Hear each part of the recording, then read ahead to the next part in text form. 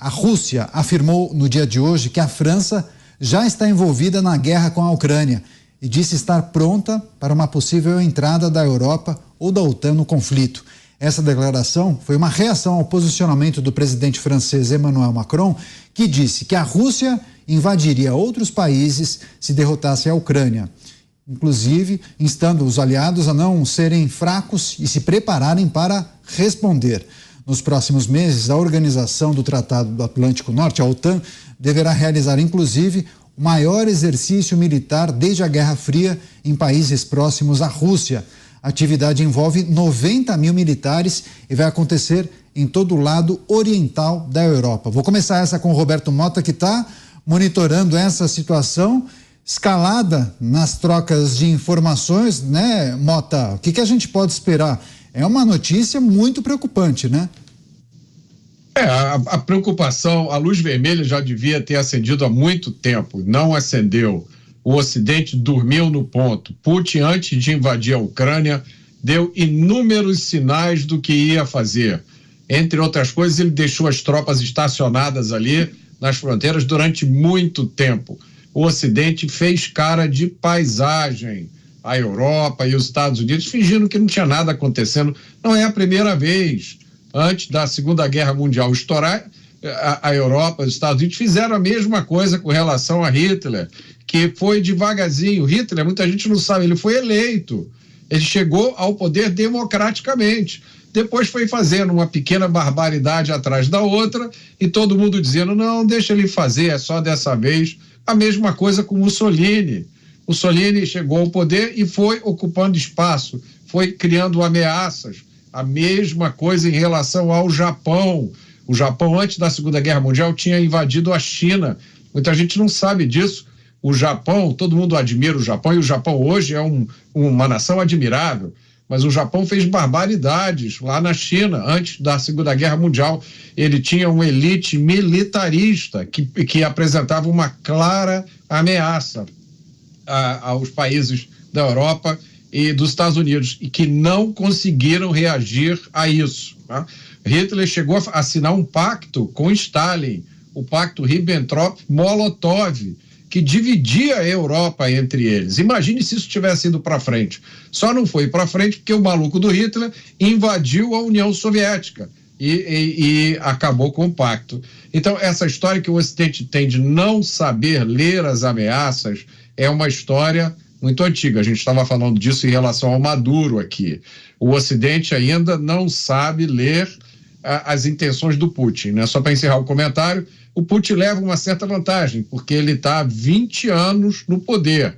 E esses líderes ocidentais, a cada 4, 5 anos, têm que lutar para se manter numa eleição, nem sempre conseguem. Então é uma briga muito desigual. É isso, comentário com dados e referências históricas do Roberto Mota. E você, Cristiano Beraldo, o que é preciso considerar em relação a essas movimentações, troca de acusações e Vladimir Putin dizendo que a Europa já está envolvida na guerra da Ucrânia? O que a gente pode esperar, Beraldo? Não, o Mota está equivocado, Mota. Na verdade, Putin é eleito, inclusive acho que tem eleição lá esse mês. E ele está ali disputando com todo o seu coração democrático, lutando ali pelo voto do povo russo. Pois é, lutando pelo voto do povo russo, convicto de que será reconhecido todo o seu esforço pelo bem da população russa. Olha, é uma situação realmente incrível o que acontece na Rússia. A gente vê a Europa agora, né, tardiamente, como citou o Mota, se colocando numa posição de maior efetividade no que diz respeito à guerra. Os Estados Unidos têm feito uma pressão muito grande em cima dos bancos agora nos países árabes, ameaçando bancos que mantiverem relação com empresas russas de cortarem a sua relação em dólar, e isso para qualquer banco em qualquer lugar do mundo é muito complicado, é muito prejudicial. Então, os bancos têm cedido a essas exigências do governo americano, mas a gente se pergunta, isso é suficiente? Claramente não tem sido suficiente para se encontrar um caminho de solução para essa guerra. E a gente precisa lembrar o porquê dessa guerra. A Ucrânia, um país soberano, foi invadido pela Rússia. E a única negociação possível num mundo que minimamente zela por respeito às fronteiras é que a Rússia saia do território ucraniano, que a Rússia se contente com as suas próprias fronteiras e não mais ameace os seus vizinhos. Só que isso é pedir demais para Putin. Então, essa guerra ela vai sendo alimentada. A população russa, de uma certa forma, vai encontrando caminhos para poder manter a sua vida, e isso Putin sabe que se jogar a população russa na absoluta miséria vai ser muito prejudicial para ele, e aí encontrou na China, que não era uma parceira preferencial da Rússia, haviam várias diferenças ali, várias divergências, que foram rapidamente sanadas, e hoje quem salva o Putin, quem salva a Rússia é a China.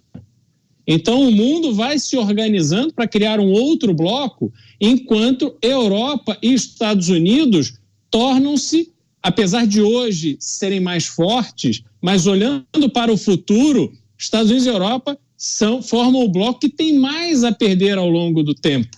Isso é que é interessante de ver. O tempo está a favor da Rússia, o tempo não está a favor da Europa, nem a favor dos Estados Unidos. É preciso que a gente acompanhe no detalhe todos esses desdobramentos, porque as consequências geopolíticas são muito grandes e afetam também o Brasil. Enquanto o Beraldo expunha suas reflexões, nós estamos com as imagens recuperadas do primeiro dia de votação das eleições presidenciais na Rússia. É curioso, porque a cédula é uma folha de sulfite, uma A4, e a urna é gigante também, olha só. As pessoas podem votar ou pela internet ou presencialmente nas sessões eleitorais, os russos registrando os votos. Você, Zé Maria, tem alguma dúvida de qual será o resultado das eleições? O vencedor será anunciado no próximo domingo, viu, Zé Maria? E para além disso, claro, as manifestações de Vladimir Putin afirmando que a Europa já está envolvida na guerra. O que a gente pode esperar? Uma escalada, hein, Zé Maria? Olha, o Putin é o governante mais longevo desde Stalin, né? E deve ficar até 2030 no poder, no mínimo, né? Eu conheci o Putin aqui em Brasília, lá no Palácio da Alvorada, na visita que ele fez aqui ao Brasil, cercado de cuidados, dizendo que ele trouxe tudo, inclusive a própria vodka, não viaja sem levar a própria vodka. E não come nada se alguém não experimentara antes e tal. E eu perguntei, então, naquele momento ali, numa conversa informal para a então presidente Dilma, né? Como é que era a história do Putin? E ela falou, não, é normal, mas ele é cheio de cuidado e de seguranças e tal, mas enfim, eu encontrei com ele no Palácio da Alvorada. Eu gostei de ouvir hoje o Beraldo falando que aquilo foi invasão, porque eu me recuso, eu tenho dificuldades de chamar a guerra Rússia e Ucrânia. Aquilo não é uma guerra, né? Aquilo tem princípios de massacre e é uma invasão, uma agressão. E quando se agride um país soberano, deveria agredir a todos e deveria dar uma noção de que ali está iniciando um processo perigoso.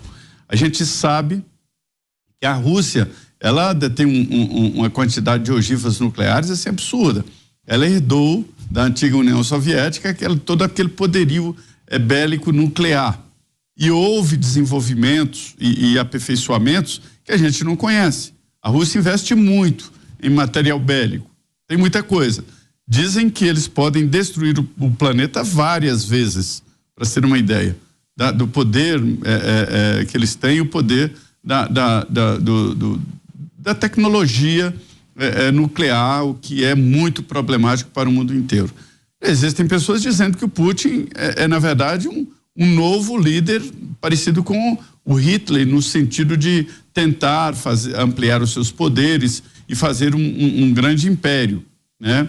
Já tem gente avaliando isso. Então, exatamente por isso que a guerra já inclui, sim, a Europa e os países do Tratado, da Aliança do Tratado Norte.